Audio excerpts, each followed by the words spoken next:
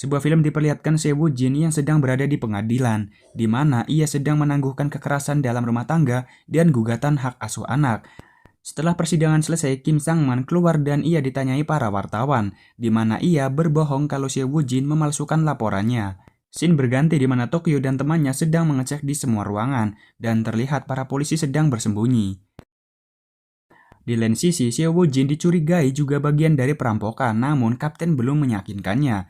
Kembali di dalam gedung, semua orang sedang tertidur, dan kemudian polisi yang menyamar pergi dari tempat itu. Di camp, terlihat kapten yang sedang menghubungi penyusup dan menyuruhnya untuk menargetkan serangan ke pemimpinnya. Kapten yang curiga ada mata-mata di antara mereka, ia melakukan misi secara rahasia.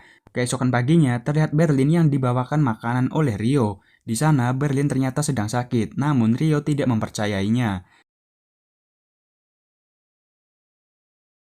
Kemudian, para sandera dikumpulkan dan dijelaskan bahwa ada kabar buruk dan kabar baik.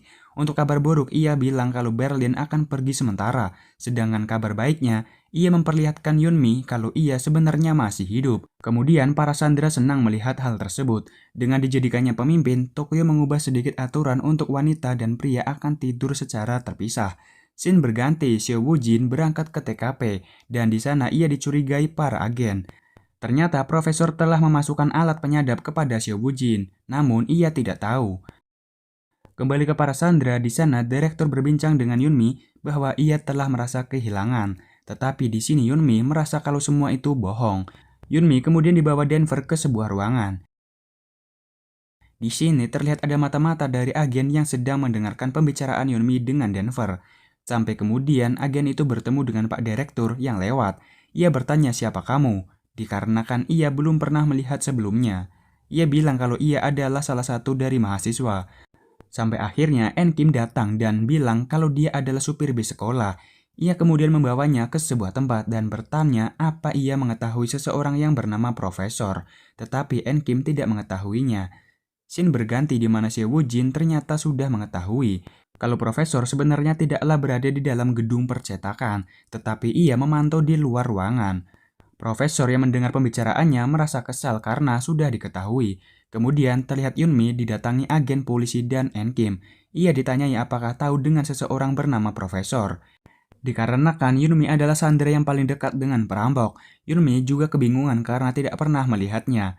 Polisi itu kemudian menghubungi agen dan memastikan kalau Profesor benar tidak ada di dalam, melainkan memantau dari luar. Di sisi lain, Sandra sedang bersiap bekerja mencetak uang, dan Pak Direktur bingung karena ia tidak melihat Yunmi. Ia kemudian mencarinya, ia menuju toilet dan mencoba masuk ke dalam, di mana dalam toilet tersebut terdapat Yunmi, agen, dan Kim. Tetapi Pak Direktur mengira kalau Yunmi sedang bersama dengan Denver. Karena Pak Direktur teriak-teriak, semua orang mendengarnya. Kemudian Helensky yang curiga mendatanginya dan masuk ke dalam toilet. Di sana, agen tersebut bersembunyi di dalam salah satu toilet. Saat Helensky mau membuka pintunya, tiba-tiba Oslo datang dengan mengatakan kalau ia dipanggil profesor dan kemudian ia pergi dari situ. Setelah semuanya pergi, salah satu dari karyawan percetakan mengetahui juga kalau ada polisi yang menyamar. Helensky yang dipanggil profesor, ia ditanya masalah mobil yang pernah dipakai apakah sudah dibereskan atau belum.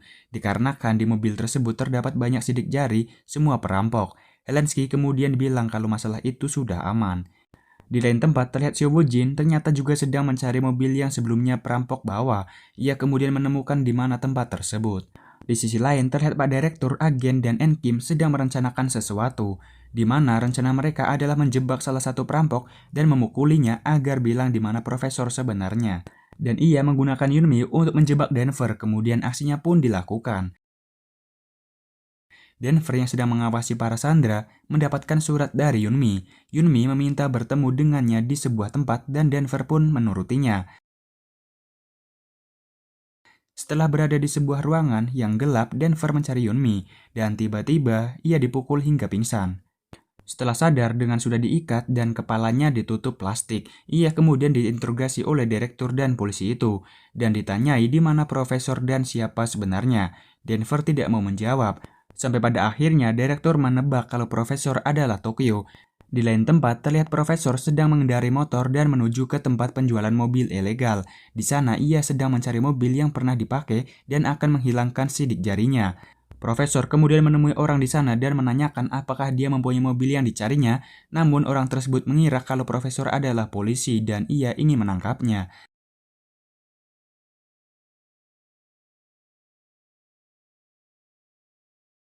Secara bersamaan, para agen juga sudah berada di tempat itu. Kembali ke dalam gedung, polisi menyalakan alarm dan akan segera melakukan penyergapan. Terlihat juga profesor yang telah menemukan mobilnya dan sedang membersihkan sidik jarinya. Di sana juga terlihat Xiao Wojin dengan para polisi sedang mengepung tempat itu.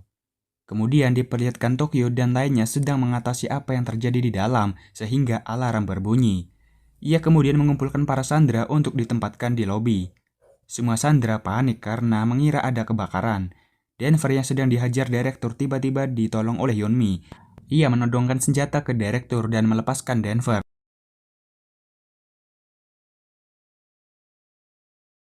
Denver kemudian pergi dan akan memberitahu Tokyo kalau ada polisi yang menyusup. Kemudian terlihat Berlin yang sedang sakit, ia terjatuh, dan kemudian Rio datang untuk menolongnya. Saat ia melepaskan borgol di tangannya, ia kemudian mencekik Rio sampai pada akhirnya Rio meninggal. Kembali ke Tokyo, ia berada di sebuah ruangan yang gelap. Ia kemudian didatangi Denver dan mengatakan ada penyusup, sampai akhirnya terdengar suara tembakan.